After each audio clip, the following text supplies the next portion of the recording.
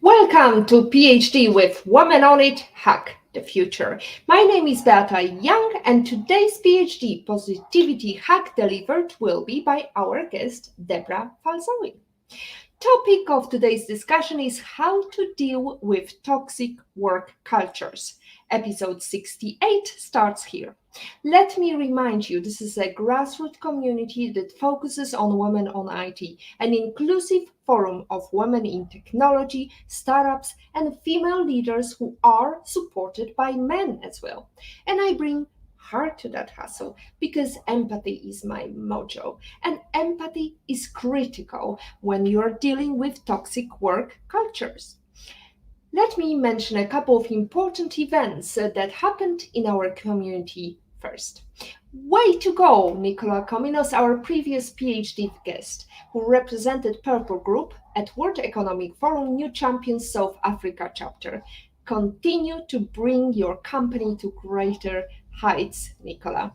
Congratulations to European Central Bank President Christine Lagarde on receiving an honorary degree from the London School of Economics and Political Sciences. Well done, GERCON, for organizing an excellent panel to bridge the gap in STEM. Vasu, Alison Z, Melissa Hadley, Amy Heinen, Jennifer Pang, and Monica Chato continue to do your amazing work and grow our Women on It community. Congratulations, Reva Sharma, for being awarded the Grace Hopper Conference 2022 Student Scholarship. Grace Hopper is the world's largest conference for women in tech. We are excited to see Reva build her network and hack the future. Let's go back to our guest, and today's episode we are going to learn how to deal with toxic work cultures. The modern workplace is a place where people come together to work on projects, solve problems, get things done, and express themselves. But that doesn't mean it always feels good to be there.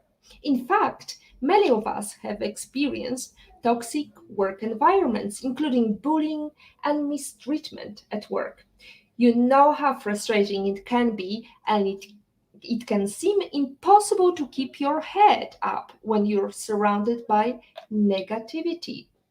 Just like how a single piece of trash can ruin a beautiful beach, the presence of just one negative person in the workplace can make an entire workday feel like an uphill battle. There you go. So, today's guest, Debra, is a firm believer that all employees deserve dignity and respect at work for their well-being. She helps employees define themselves according to their own values and teaches their employers how to get results by focusing on employees' power. She's helped hundreds of employees understand their abuse situations, discover their self-worth, and learn how to move on from their toxic work cultures. She's been quoted in numerous media outlets, including Redbook, Forbes, Monster, Alternet, Truthout. Deb hosts Screw the Hierarchy podcast and has built a base of more than 10,000 workplace anti-bullying legislation supporters. Deb, where are you today? Let's start with a simple question. Yeah, first, thanks for having me so much. I'm in Massachusetts in the United States. It's a little gloomy here today, but, summer, so I can't complain too much about the weather. So, yeah, I'm, just here in the Northeast. That's, I'm sure, gonna be much better because we are just suffering heat this summer. Heat wave is coming to Malta and also other parts of Europe, I heard. And we talked before coming live today about different cultures around the world because each work could have a different dynamic. For example, in Japan, it's completely different attitude managers towards employees. What's it like in the USA? That's a good question. There's really kind of a focus on power and as it relates to money and competitiveness. And so we as a culture just really seem to value, increasing that power and, increasing wealth and not focusing as much as we could or I think should on employee well-being. Um, just really there's so much more that we can do to help employees, feel worthy and feel valued.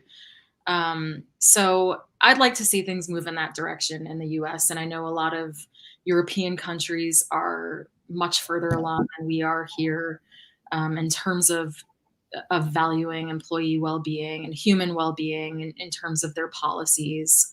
Um, so yeah, that's my assessment of where we're at here. Deb, I know you are involved in that topic for quite a long time. What made you choose this, be advocate for safe workplaces? Yeah, so I actually back in 2007 found myself to be a victim of workplace bullying or workplace abuse. I had it really followed like an abuser playbook where it was very positive feedback for maybe a few months after I started the job, and then it turned into removing responsibilities, removing um, just sort of sabotage. There was a lot of gossip happening, and I may have actually taken it a bit more personally if it weren't that this particular higher up was also doing it to other people. So, I followed this what I thought was a logical protocol for going to HR. I went to the head dean. It was a school at a university, and at every turn, nothing happened. And I just thought, or either things were swept under the rug, or they reinforced this higher ups decisions, not based on really much of any evidence or any evidence, I should say, but not based on, much of any merit. And so it really became an issue of, the person who had a higher ranking controls the narrative. And so having gone through this and, you know, thinking, I can't believe this is even legal. I found a professor locally or in Boston who had researched this issue. I didn't actually know the term workplace bullying. It took me a while to find on Google that this was a thing. And so I found the professor, got involved with the legislation. My community, I mean, my background was in communications. And so, um, I did what I could to help build awareness around this and to help build a base of supporters. And that was about 15 years ago, and things have evolved since. But I really got involved because I saw how it was destroying people and the unfairness of it all. One coworker had to be taken out in a stretcher from the stress. Another coworker, we commiserated with each other, but there just wasn't really any avenue for either of us to take the work. I mean, we went to visit with a lawyer, and so I thought, we need to make this a household term, first of all, but we also need to help people going through it and help them understand that, they don't have to be alone. There's ways to navigate it in the short term and the long term.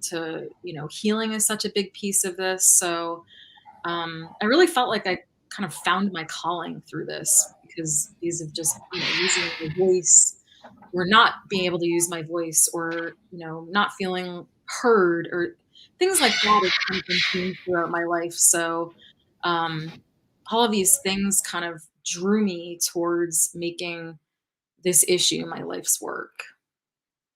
So how did it evolve? I mean, what was the outcome of this situation? Did you deal with it yourself or with your colleagues together? Um, we dealt with it in ways that now that I know how this whole playbook of workplace abuse works, I would not recommend to people. So there quickly became a time, though. I mean, I didn't really last at the job for more than a year. There became a point where I realized that it was sabotage, that it wasn't, at first I was trying to prove myself. And then it didn't take me too long to realize that that wasn't going anywhere and it wasn't going to go anywhere. So, after realizing that HR was going to sweep it under the rug and the head dean was going to, pretend it wasn't really an issue, I just realized that the whole culture was toxic, or at least that part of the school's culture where I needed help. So at that point, I realized this culture does not align with my values, and I looked for other work. And thankfully, I found something within, um, I would say, about 6 months or so, maybe less. And due in part to the fact that I could see it happening to other people, and I was able to not internalize it so much. So a lot of targets tend to just take on whatever definition their bully's giving them. So luckily I didn't have to take on so much of that.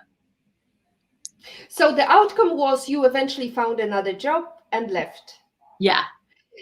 Isn't it so sad to see people who are leaving because they can't deal with it? And I think we have quite a lot of community members today. Thank you so much. Jane is saying, hello, Beata and Debra, looking forward to the topic today. Marianne is asking question. Hi, Beata and Deb. Another interesting topic. How to deal with power trippers in workplaces. Debra. Yeah, I mean, so workplace abuse or workplace bullying or workplace mobbing too, it's all about power.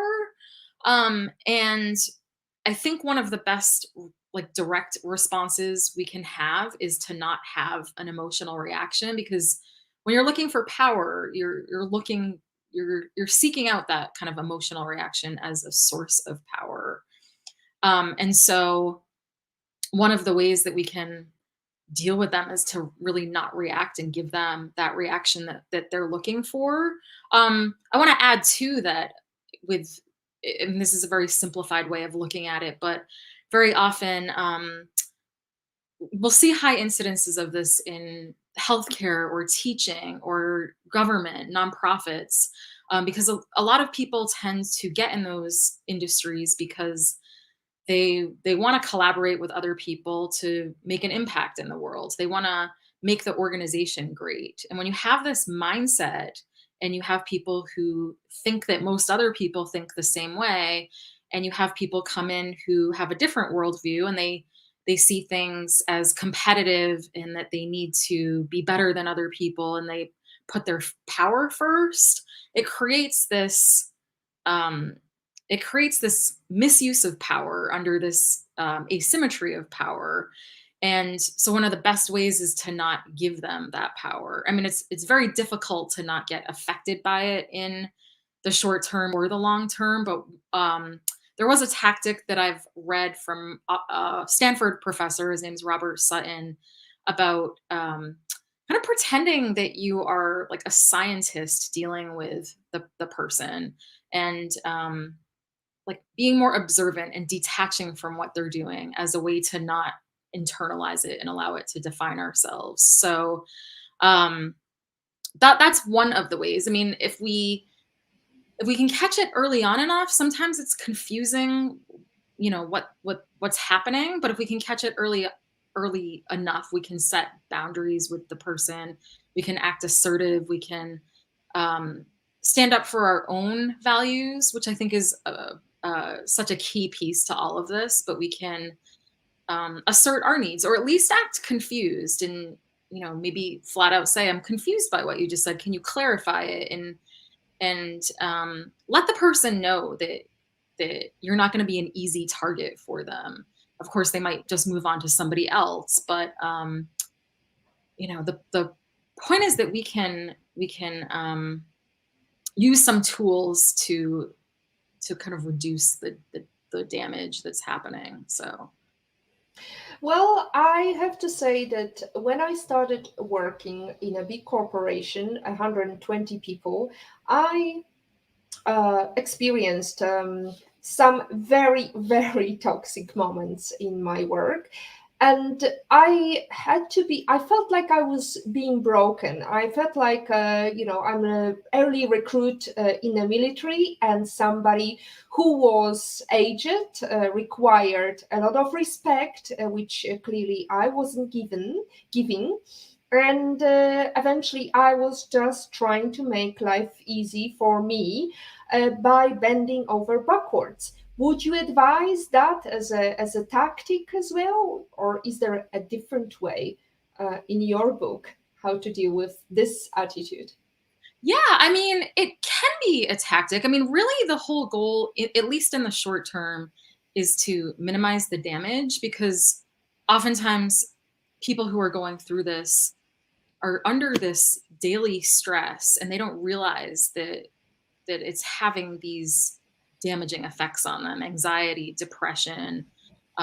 It can go all the way to PTSD or suicide ideation or even suicide. And we don't necessarily know that these things are happening unless they're really, we might wake up one day and really see some full blown effects of it. So it can be a short term strategy. If, one way that we can kind of reduce the damage is to kind of lay low and realize that nothing we do is going to change this person whose worldview is all about power and control. But we can focus on our own well-being and our own health and not bring attention to us. A lot of targets don't love that strategy, but I think it can be a strategy in the short term once we've realized that that whole work environment is not going to be psychologically safe for us, and we want to get through the day to day in the short term. I'm not going to talk anymore about my experience. We have In Love and in Pain, and I guess she's talking about her experience. Hi, Beata and Debra. Thanks for having another interesting topic like this.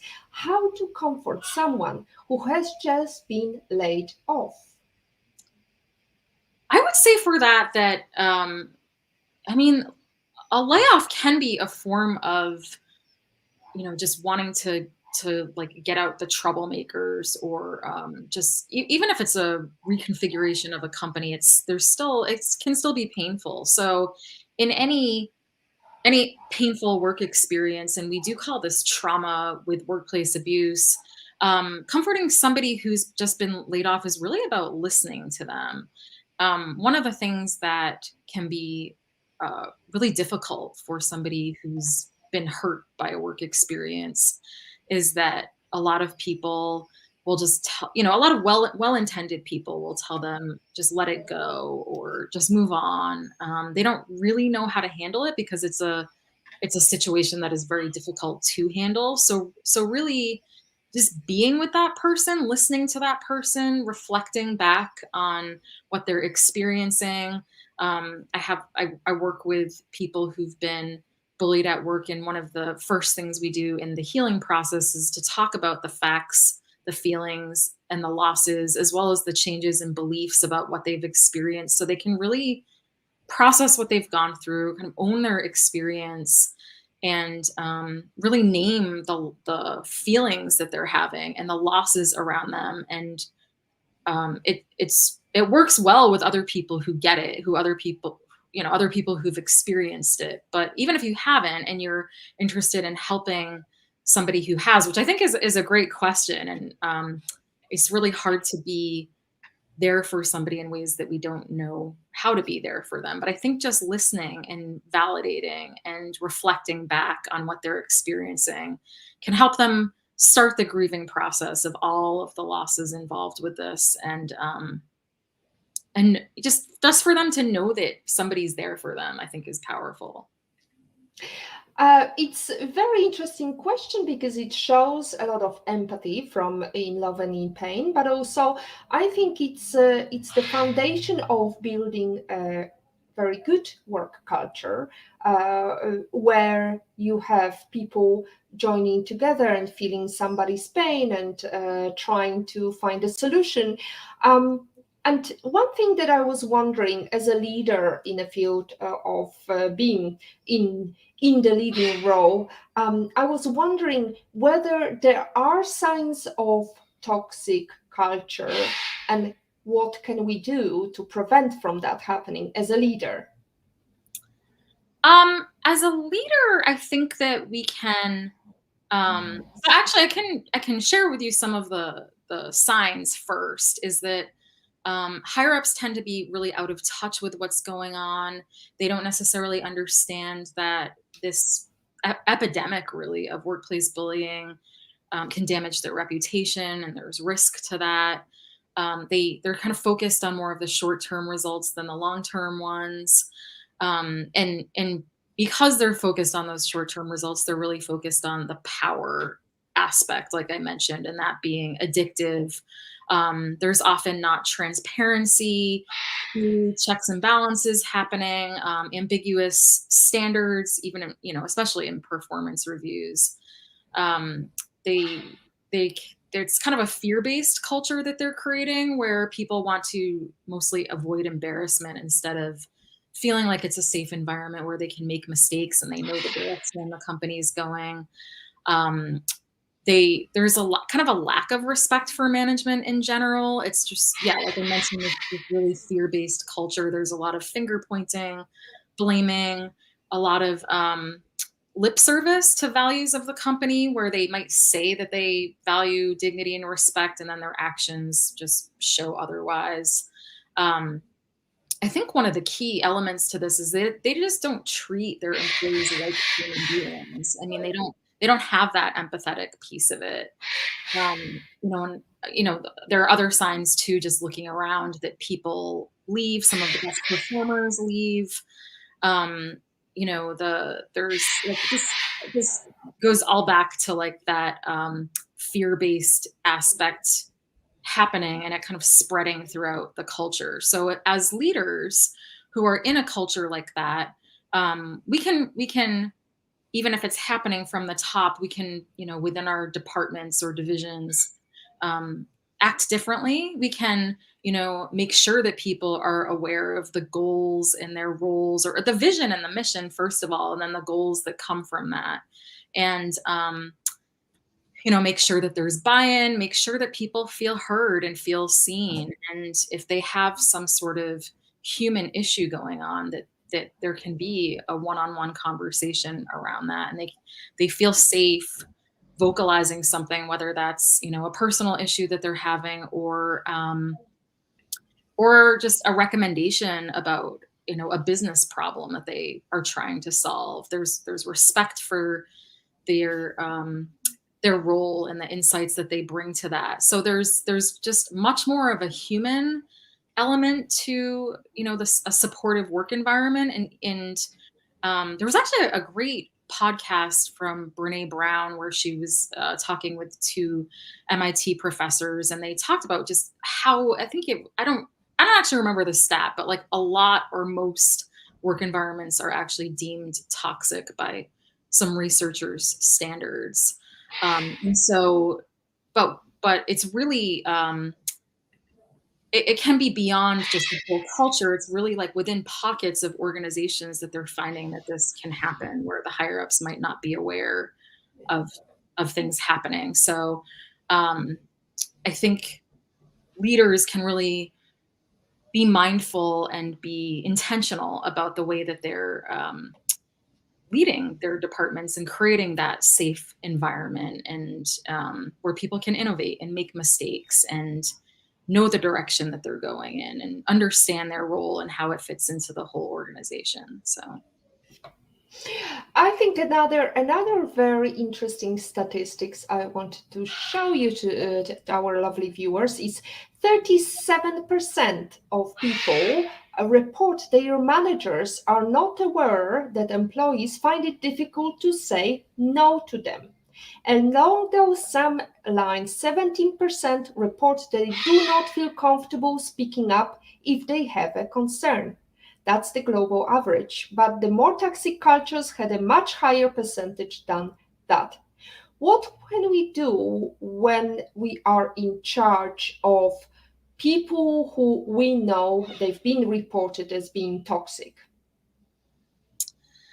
Do you mean like as an employer or? Yes, as an employer, as a manager, as somebody who is responsible for that department and person responsible for that particular department is toxic and has been reported to be toxic or has bias or any other problems for some employees.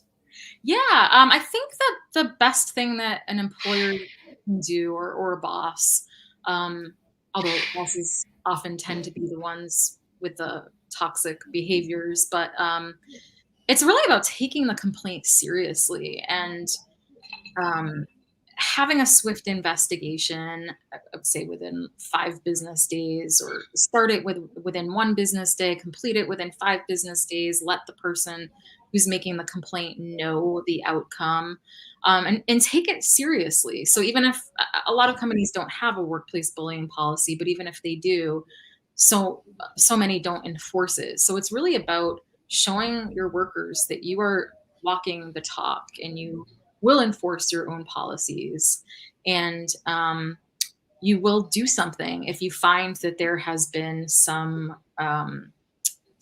abusive behavior going on, whether that's um, coaching or counseling the abuser, whether that's removing them from supervisory role, transferring them to a different area while doing all of this, but really making sure that the people or the person who's made the complaint feels heard and that they can um, be in a safe work environment. Like really in the short term, one of the things that happens with this so often is that targets or complainants, the employees who've been victimized, tend to believe that the employer, or HR usually is who they complain to, that they're going to do something about it because HR convinces them that they're going to do something about it. And then they don't do something about it. They prolong the whole process. And, eventually they might never do anything about it. And therefore, the target is just sort of left in this limbo. The stress is increasing, the physical symptoms are increasing, and it's really coming from the organization's legal department of saying, we don't want this person to be a liability, therefore we need to push them out and add on to the abuse, and that's where the term mobbing comes in. So it's really about taking action swiftly is what needs to happen. We have a couple of comments. Jane says relatable, hashtag relatable. Jane, share your story with us. Maybe we have some answers for you. Maybe you want to ask Deb something. Here we are, willing to take your question and answer as best as we can. Agata Bellon is asking, what sectors have you experienced where the management have not been so understanding of the base staff? My personal experience has been in some of the sectors that I've realized have been have had high incidence of this issue. So higher ed is a big one. Education in general is a big one. I've also worked in the public sector in government, state government, and that was very problematic as well. For nonprofits, that was also an issue. I have not worked in healthcare, but that's a huge industry where there is, a lot of bullying. So I'd say any of the social service industries. I mean, it can happen anywhere, but anywhere where there's, you know, I should also add that like anywhere where there's like menial tasks being done, tedious work, factories, things like that, and very like bureaucratic industries, like I mentioned, higher ed and government. So the private sector is actually where we see in general the least incidences or the lowest incidences of workplace bullying. In these other areas, there's less of a need to be an effective manager. So, and there's also that power dynamic, like I mentioned before, the power centered people versus the collaboration centered people. It's the misuse of power, as you mentioned, that is a really can make a workplace not pleasant to enter.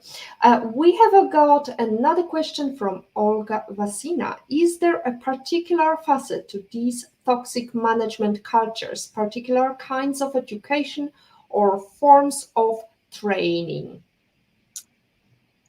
I'd say that,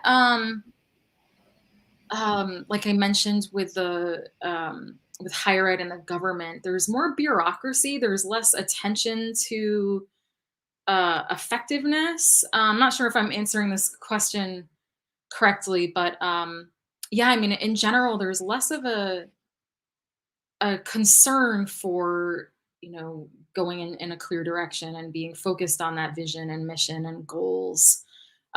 So it tends to create this environment where people have more space to be power centered instead of um, focused on effectiveness and the bottom line. Although that can also be kind of an extreme way to approach it, but yeah, in general, there's a lot of bureaucracy, like a dictatorship style, or just a very chaotic style to the culture, and those are kind of the two different buckets that these toxic work cultures tend to fit in.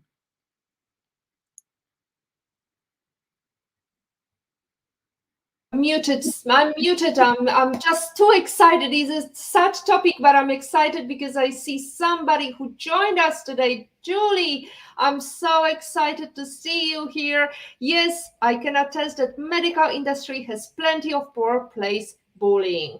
Isn't it sad that medical, when people are supposed to care, right? It's a medical care after all, and there is some bullying. What would be your advice to medical professionals how to tackle this problem?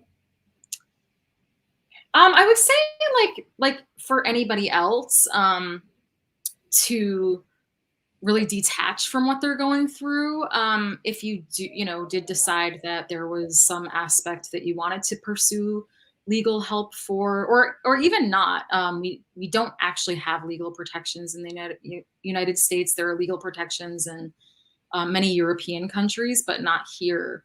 But regardless, documentation can really help in terms of gaslighting, or convincing somebody that their perception is wrong. Um, can really be an issue with this in terms of trying to get the target to internalize the problem, and not have the bully have to take responsibility for their behavior. So if nothing else, documentation can help us see a pattern, and if we keep it at home, keep it in private, and just write down the facts of what happened, the date, time, things like that, witnesses, we can really start to see a pattern, and help use it as a reminder to ourselves that we are not the problem. Um, and then I think a big aspect of this is really understanding that it's important that we work in cultures where our values align, and not just by, like I mentioned before, by what people say, but also by what they do. Getting clear on what our values are. This is a key part to the healing process, and carving out a life that's intentional, whether that's work related or not. Um, Intentionally making choices that align with those values, and removing ourselves from situations when there is not a value alignment. Well, you just mentioned something that I think it's a great analogy here, since we are talking about medical professionals. It's like you create a history of illness. What were the symptoms? What is happening on which days? Just to record the process and have these arguments when you need to face the person who is bullying. Right, we have got Agatha Bellon. Isn't it interesting that government and education, as well as social services, you identify as so problematic, yet they would generally virtue signal their good work?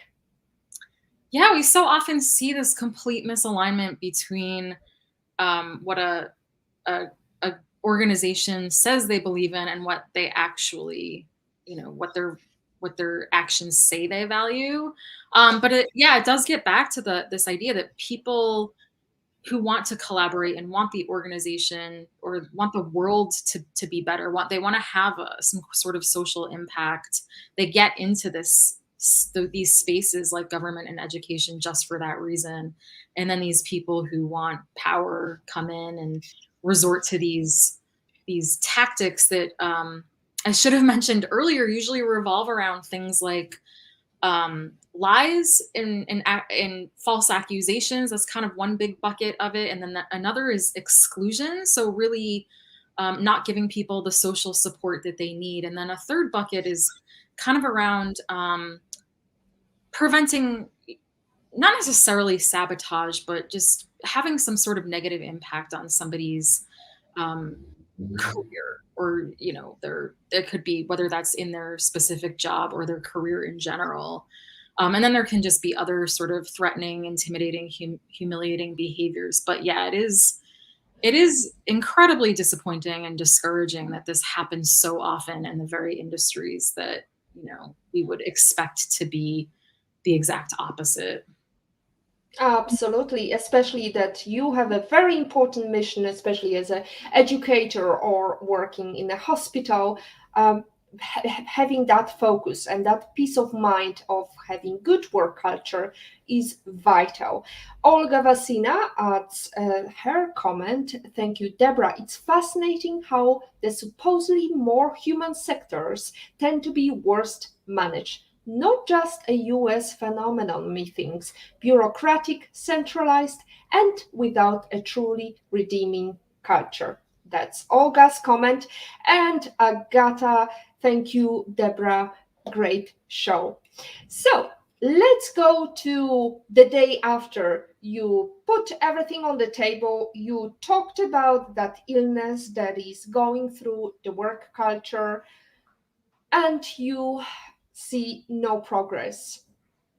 How to deal with that? Is there is only way of leaving the culture, or is there any other way of dealing with without going to the legal department? The general advice I would give people is that unless you see signs that going to some kind of HR department or going to a higher up would be effective, then it's probably not going to be effective.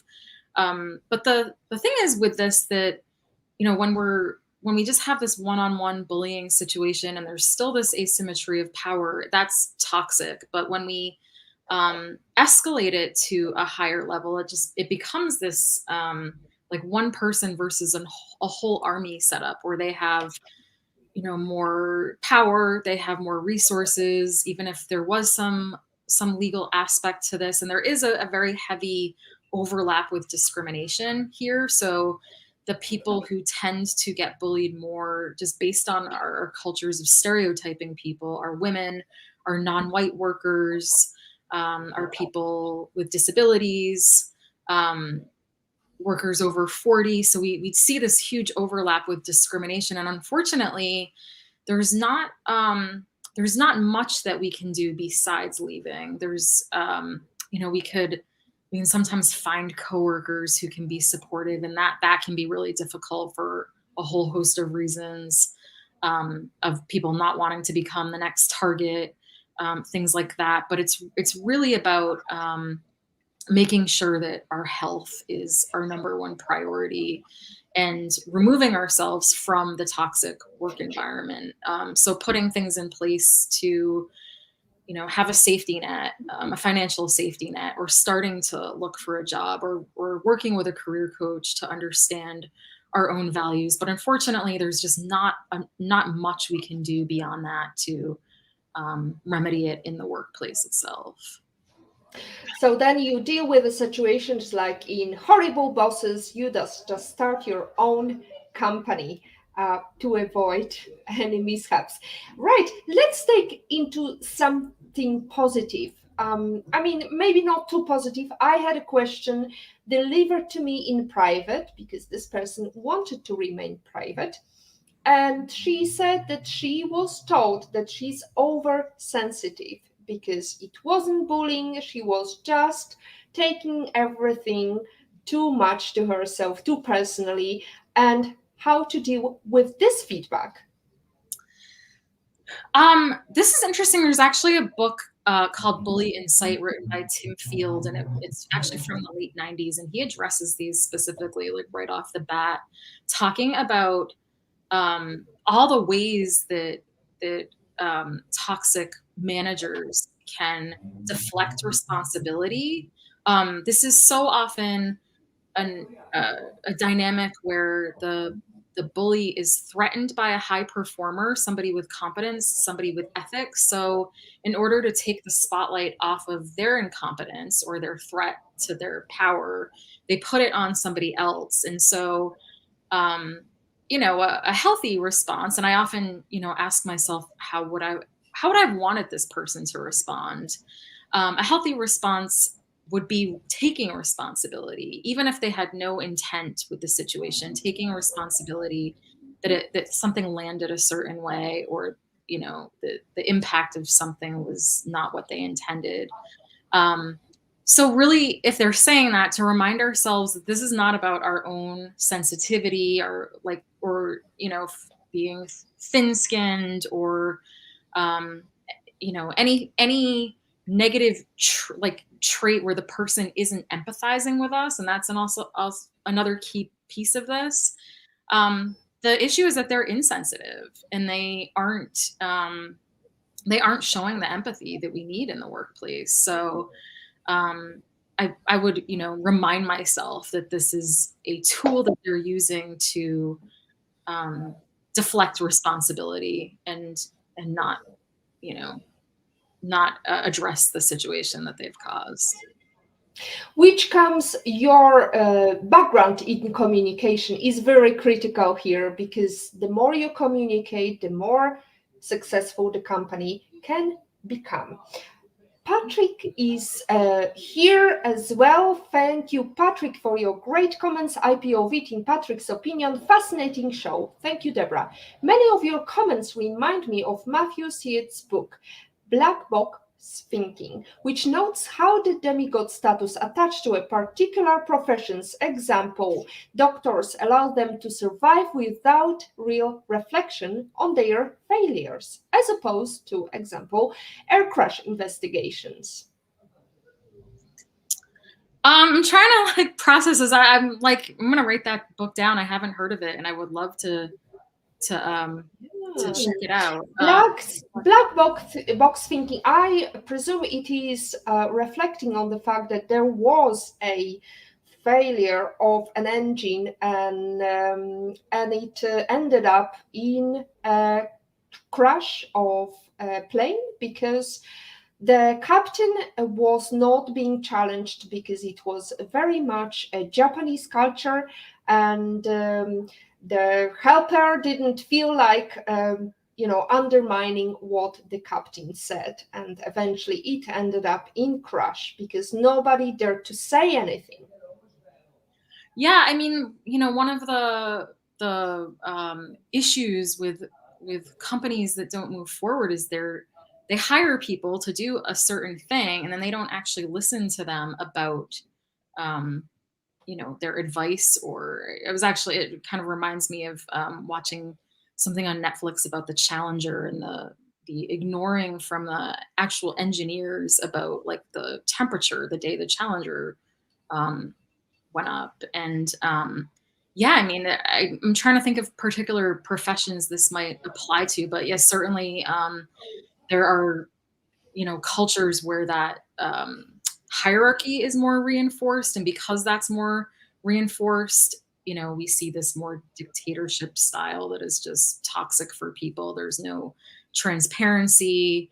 It's just there can't be checks and balances when we're relying on one person and their knowledge or lack of knowledge, and we're focusing on their ego, rather than getting things, looking at things from different angles, and leaning on the people who have the actual expertise, which is often so lost in situations, especially in dictatorship style cultures. So, how can we hold employers accountable? Well, currently I'm working on some new legislation where we are trying to give people who've experienced this legal recourse, and understanding that with any legal case, there's likely going to be re-trauma. So this is really more of a preventative piece.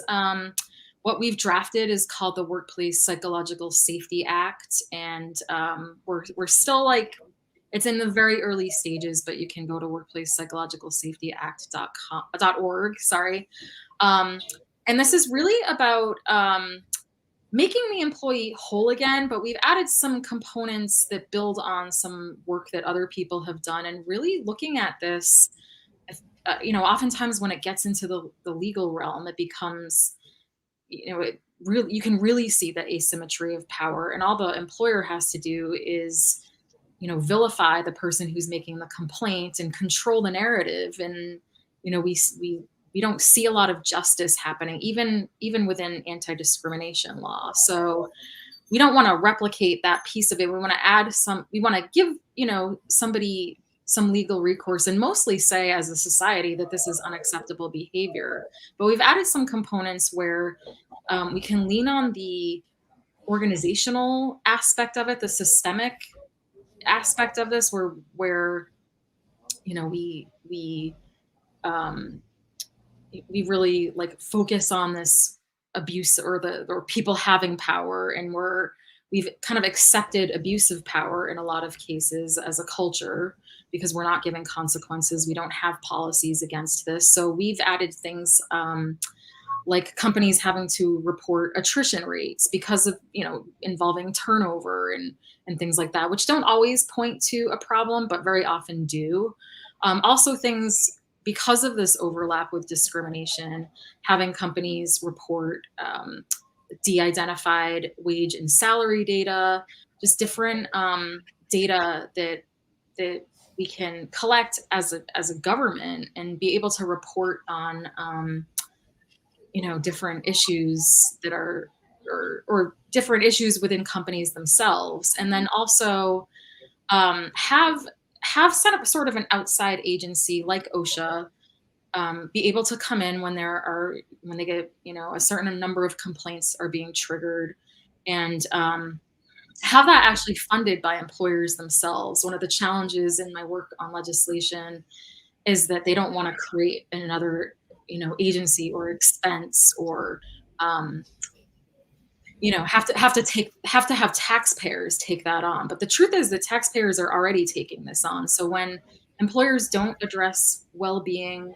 internally, employee well-being, they end up externalizing it, by having unemployment offices take care of people, and be able to like meet a baseline of their needs. And also the healthcare aspect of it. When people lose their healthcare because it's attached to their job, they might use ERs, for prevention, and it just rises costs for healthcare. And so we want to keep those costs within the employer and not externalize them to the taxpayer. So those are the kind of key components to this legislation. We included the link Debra mentioned. We have some explanation from Patrick, just a clarification. The Trust of Science book is all about how hierarchies dysfunction when they don't challenge management experts like the crashes you mentioned, Beata. So exactly what you said, it's very important to be heard and communicate and create that work environment for everybody to thrive. Let's face it, everybody has to start a new job in a new company. How to find yourself and fit in within the culture not knowing whether it's toxic or not?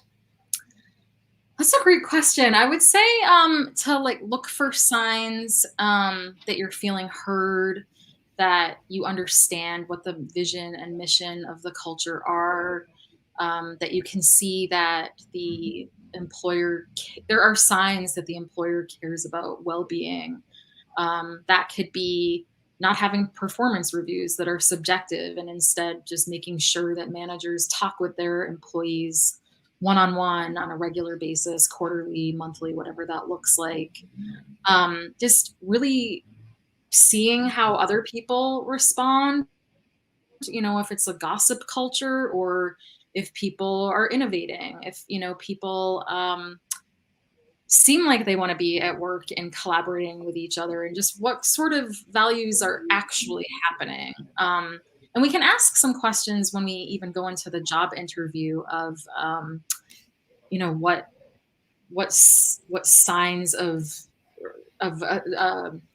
what kind of healthy things has the employer put in place, maybe around policies or maybe they could explain the culture. One actual great question I heard, or kind of tactic rather, is to talk about something that you feel great that you've accomplished and just see how the interviewer responds, assuming that that would be your boss, and see if they respond positively and supportively to that instead of changing the subject or trying to,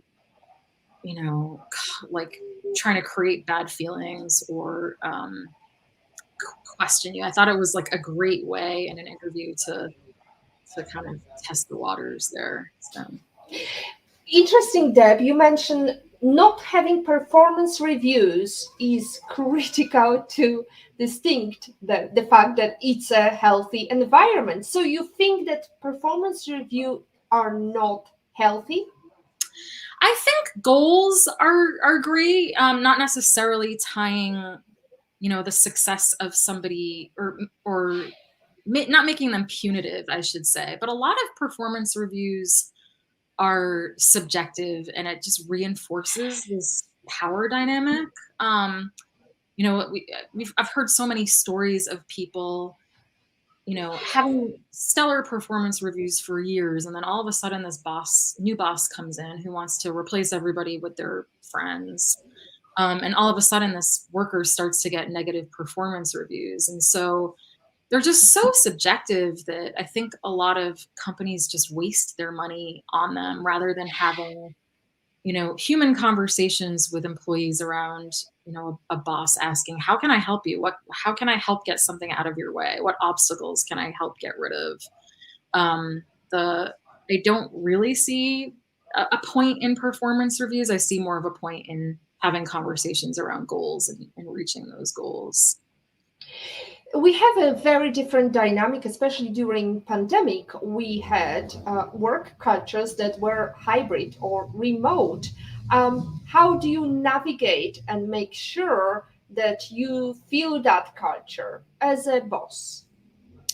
I think it's important in those hybrid cultures to just make sure people, first of all, have some freedom. I mean, I've heard stories of people being very closely monitored. And I mean, we're adults here. I don't think that that's healthy for anyone. So making sure that people have some degree of freedom and that you trust them. Um, and then, I think keeping in close communication with, or regular communication at the same time, not micromanaging, but making sure that they feel seen, they feel supported. Of course, if they're going into work, some of that, that's helpful to have that one-on-one, face-to-face piece of it. But I think during the pandemic, a lot of people appreciated being able to have more of that like work life balance and being able to like manage their kids more easily. And I think the Great Resignation really showed us that that's what people are, maybe they reevaluated their priorities and decided that this kind of rat race or, maybe their lifestyle wasn't really what they valued. And they weren't going to tolerate a toxic work culture to, fund things that they that were no longer a huge priority for them. We are heading to the end of our show. I wanted to ask you, what is the number one book you thought I wish I read before I started my career, Deb? When I read You Are a Badass by Jen Sincero, I loved it. She really gets it, like this piece of in healing that I think is so crucial, of like deciding, what do we want out of our lives? What do we value? If we look at our lives long term, what is it that we want out of it, and how can we carve our lives intentionally from that? And she's hilarious. She just really dives into the kind of nitty gritty of all of it, of like, what stories are we telling ourselves? What like, how do we live these lives that we I don't know, like, what gifts can we bring to the world, and how can we make sure we're carving our lives around that? Like, her leaning on living our lives intentionally, I just think she's just such a great writer, and like I mentioned, it's funny and witty, and it's a fun, kind of quick read, and it's inspiring too. So it's very important to live with a purpose, whether it's a company culture or whether it's your life.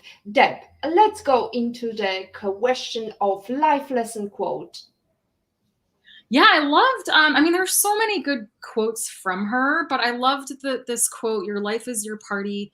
You get to choose how you invite people and experiences and things into it." So just like really simplifying, we can get, I know in my personal experience, I could get so caught up in like the drama of situations, the complaining, or just, like, this person didn't do what I expected, or, someone did something that was offensive, and, us tolerating situations that just don't serve us. So in thinking about, who's intentionally crafting our lives around, like, who we want in it, who we don't want in it, what experiences do we want to have, what don't we want to have, and just really getting to know ourselves, I think is just just powerful reminder for anyone, but especially people who've been through a toxic work culture. I was just reminded, and how appropriate, that apparently when you eat an ice cream and the ice cream van was just playing its music behind me, this reminds you a childhood. So childhood memories will bring good feeling, and warm heart is definitely with us here. And I wanted to ask you a final question. Imagine the pandemic is over and you can invite any person in the world to have private breakfast face to face anywhere in the world. Who would you invite and where would you go to, Deb? There's so many people that come to mind with this. Of my first, I'm thinking like Oprah would be amazing. Or like, I love stories of people who like go up against, like, I'm thinking Erin Brockovich, who's like, went up against a corporation and won. Like, just inspiring stories like that. But I'm thinking about this, I really think that my grandfather was really the first to instill in me this idea of getting to know myself. And he's, since passed away in 2003. But just like knowing, just being able to sit down with somebody who can have like this insightful conversation about like life in general. I would love an opportunity to like be able to sit down with him again, and to just, now that I'm much older, to kind of just pick his brain on life. And, it just, yeah, there's so many people that would be amazing. That would be amazing. When you had an opportunity, you didn't probably use it, Deb. Well, I hope you will have that opportunity sometime. Next week, ladies and gentlemen, we are going to talk about how to increase your chances for happily ever after, ladies and gentlemen.